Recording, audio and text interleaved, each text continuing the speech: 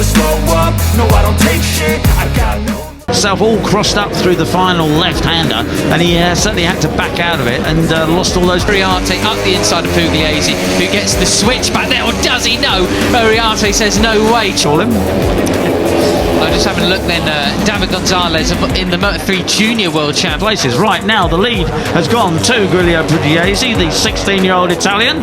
Oh, out of that into turn 2, up the climb towards turn 3 we go, and you think it's steep on the way to ship last time out in Jerez just last weekend, came away with 9. Was Brian Uriarte goes so wide to avoid Hakim Danish, who goes up the inside of me, down for the reverse corkscrew. This is quite a brutal climb for any runner or cyclist. As points, 7th place finish in race 2 for him, so certainly taking that comment there.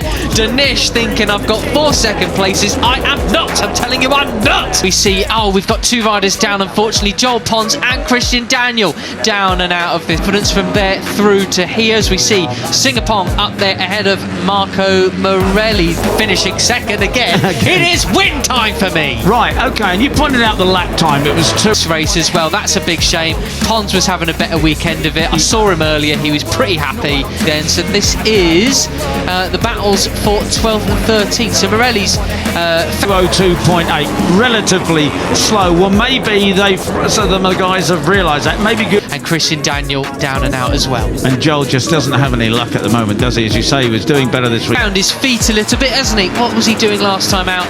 Last lap around a 2:03. Pugliese thinks, I can go quicker than this. Hakim Danish thinks, I can go quicker than this, and he takes the lead. And he certainly didn't need that. Both obviously okay, and they're going to be riding again tomorrow. What happened here then? But it's ridiculous. You know, Marco Morelli, you remember, go back to Assen last year, can win a... Yeah, there we go then. So round the final corner we come, and it will be 4 laps to go, and this is it. Christian took himself out, and then Pons clipped him. Race like he's on a different planet. Yes. And then how is he scratching around here for a few points? Obviously starting getting a bit spicy here as Veda Prtama is just slipping off the back a little bit. Christian, that was a brutal looking one. Glad to see him up and walking from the back of the grid. Didn't get the first lap that he would have wanted. We'll have to see what happens actually there, as they're 3 abreast across the start and finish line. No, I think he's not slipping off the back. Well, thank goodness for the Tech Air suit from Alpine Stars, which obviously fired up as he was in the air. Tomorrow when the grid has changed up again, won't we? Yeah, but I think he's there. I think he knows he can wait for this. None of them are running away with it. There's still 4 laps and will have saved a very, very nasty collision with the tarmac on the way down. There is a number 11 of David. He just, you know, that's unfortunate. I think he's a lovely young man. He's got to go, and he's going to leave his big effort until 2 laps to go, a lap and a half to go. And that with Gonzalez, the Spaniard, he's the 4th of those 5 riders. Incredible talent, but it just has up weekends and down weekends. That's just the way it is. And like that last time around, okay, so everybody, they're getting faster as they go along, Peter. This is a great advert for Pirelli tyres. And it still is Veda Prtama who has the advantage, Brian Uriarte in second. Look who our top... I do know he's I was just going to say, Maverick Vinales, his management agency, Marco Morelli, in this kind of heat, because they're faster once again. Low 202s for most of the run. 3 are, Peter. It's as if Prtama never went away and had an injury. It's like we're watching it. Actually, it's part of Maverick Vinales' own agency, and he came by the 10 yesterday to sort of instantly riders there. And in fact, the chasing pack were half a second quicker this last time around. Car pushing up to 7th. Jerez again, but you've got sporting acts and potentially the extra after qualifying to see what was going on with effectively one of his riders. You know, part of the place they crossed the line. Mitani in 6th position. They are 4.7 seconds back. I think antagonists as well of David Gonzalez and Giulio Pugliese. But the top 3, Prtama, the big part of that agency, was announced yesterday. So I'm sure Maverick himself, okay, that's them out of the running for the win. But how fascinating is that going to be for tomorrow? That's right, absolutely. Uriarte and Danish.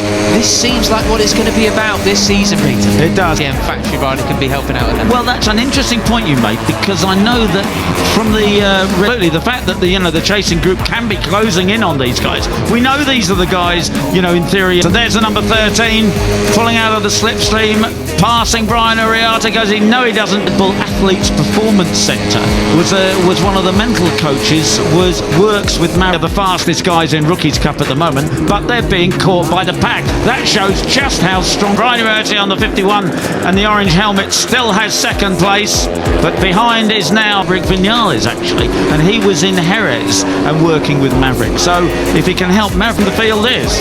Julio Pugliese out front there. We're looking at him from Brian Danish, and this is the battle for the cup.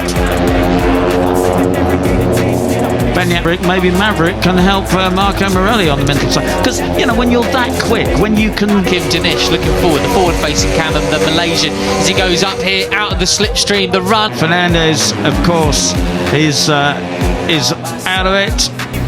He's win a race on a different planet like he did at Essen last year. It really has. There's nothing wrong with your riding skill. It really has. The long left-hander. Now it's going to be downhill. Don't get sucked in and go too wide as we pass. In second place in the points, but he's not going to be there. I think at the end. It has to be a mental thing, doesn't it? Exactly. He's very, very high praise rider in the Junior World Championship.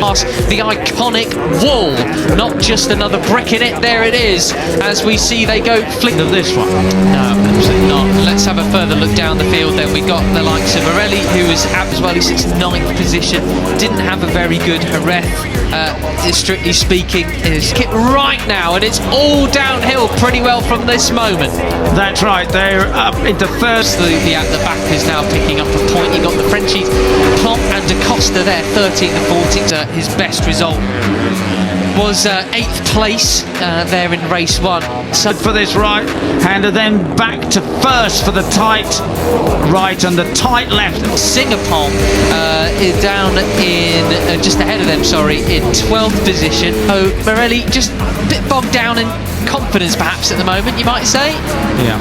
Okay, first gear then. Get the drive right, get it absolutely perfect, pick up the slipstream. It is the number. I was just thinking where Singapore qualified. It was.